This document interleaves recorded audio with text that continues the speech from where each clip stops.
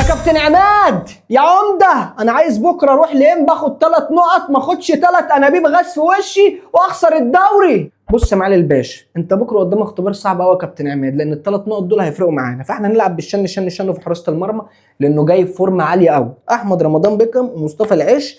ليه؟ عشان انت دايما هتحتاجهم في الخروج بالكوره على الاطراف كده، عشان انا مش عايز العب بكره من العمق، انا عايز دايما اعمل تحامل على الاطراف. جميل الكلام. ناحيه اليمين الهون محمد هاني، وناحيه الشمال كابتن عمر كمال عبد الواحد، لان محمد شكري لسه ما رجعش وكريم فؤاد لسه ما رجعش. مين الديفندر بكره؟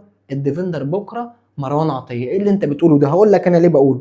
انا عايز اخلي دول بالمنظر ده كده، تمام، واعمل جبهه هنا واعمل جبهه هنا، يبقى ساعتها مين اللي هيفتح؟ رمضان بكرم هو اللي يغطي على محمد هاني، والعش يغطي على عمر كمال، وينزل مروان عطيه اللي في النص، لان مروان عطيه في الخروج بالكوره وفي الحته دي افضل من ديانج، لان ديانج عنده مميزات تانية خالص. طيب هنلعب بالرمضان وتريزيجيه يا كابتن عماد هتلعبه زي ما الكابتن حسام حسن بيلعبه، جاي كده في البوكت ده، تمام، وعامل كده، ودايما بيعمل السويتشات بينه وبين مين؟ وبين اشرف بن شرقي. طيب اعمل كده الخط مع اشرف بن شرقي، وخلي عمر كمال هو اللي يجي هنا، تمام، يبقى احنا عملنا جبهه بالطريقه دي، لان بن شرقي طول ما ماسك الخط هيعمل لك حاجات جامده، واول ما بن شرقي هيخش لجوه وعمر كمال يفتح هنا، اعرف على طول ان تريزيجيه هو اللي ساقط مهاجم تاني. حلو الكلام. طب ناحيه اليمين يا باشا دي ما فيهاش تاليف، زيزو دايما هيفتح الخط بالمنظر ده كده، تمام، ويعمل لك الاوفر.